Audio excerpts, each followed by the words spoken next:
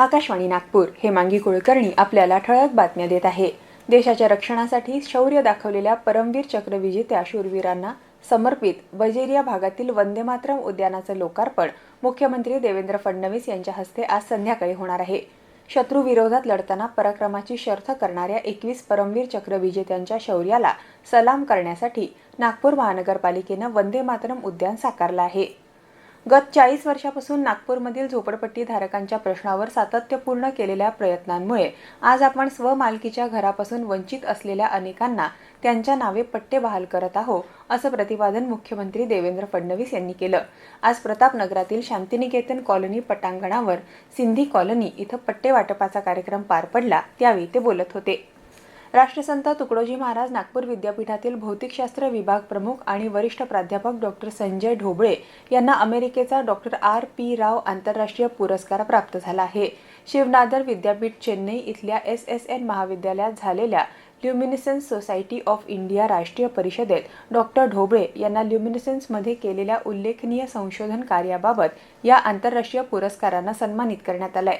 Shri Binjhani city कॉलेजच्या mass media आणि आधुनिक साहित्य या एकदिवसीय राष्ट्रीय परिषदेच्या समारोपाच्या वेळी सुप्रसिद्ध विचारवंत आणि माजी खासदार डॉक्टर राकेश सिन्हा यांनी भारतीय परंपरेत प्रसार माध्यम आणि साहित्य यांचा सहसंबंध प्राचीन काळापासून आहे असं सांगितलं।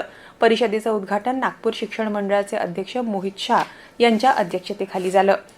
कोळसा खाणींच्या लिलावासाठी तयार केलेल्या कोल सेतू धोरणाला केंद्रीय मंत्रिमंडळाने मंजुरी दिली आहे। विविध प्रकारचे उद्योग आणि निर्यातीसाठी कोळशाचा वापर करताना पारदर्शक यंत्रणा असावी आणि उपलब्ध साधन सुविधांना पुरेपूर वापर व्हावा असा धोरणाचा उद्देश असल्याचं केंद्रीय मंत्री अश्विनी वैष्णव यांनी काल नवी दिल्लीत वार्ताहर परिषदेत सांगितलं।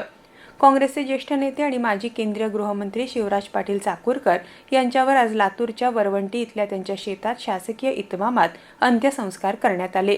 आज सकाळी लातूरमधल्या निवासस्थानापासून त्यांच्या अंत्ययात्रेला सुरुवात झाली।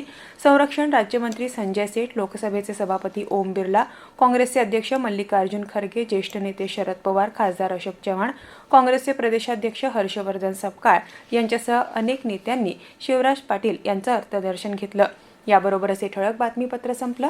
या पुढील ठळक बातमीपत्र रात्री 8:42 ऐकता येईल। नमस्कार।